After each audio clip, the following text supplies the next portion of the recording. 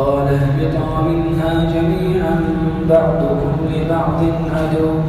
فإما يأتينكم مني هدى فمن اتبع هداي فلا يضل ولا يشقى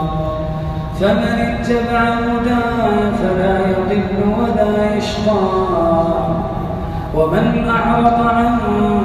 ذكري فإن له معيشة ضنكا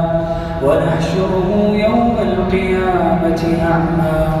قال رب لم حشرتني أعمى وقد كنت بصيرا قال كذلك أتتك آياتنا فنسيتها وكذلك اليوم تنسى وكذلك نجزي من أسرف ولم يؤمن بآيات ربه ولعذاب الآخرة أشد وأبقى أفلم يهد لهم كم أهلكنا قبلهم من القرون يمشون في مساكنهم إن في ذلك لآيات لأولي النهى ولولا كلمة سبقت من ربك لكان لزاما وأجل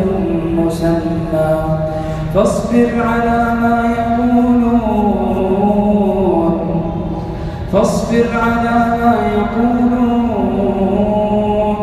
وسبح بحمد ربك قبل طلوع الشمس وقبل غروبها ومن آناء الليل فسبح وأطراف النهار لعلك ترضى ولا تمدن عينيك إلى ما متعنا به أزواجا منهم زهرة الحياة الدنيا لنفتنهم فيه ورزق ربك خير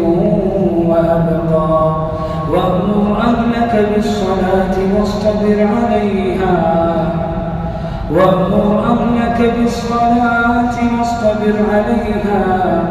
لا نسألك رزقا نحن نرزقك والعاقبة للتقوى وقالوا لولا يأتينا بآية من ربه أولم تأتهم بينة ما في الصحف الأولى ولو أنا أهلكناهم بعذاب من قبله لقالوا ربنا لولا أرسلت إلينا رسولا فنتبع آياتك من قبل أن نذل ونخزى قل كل متربص فتربصوا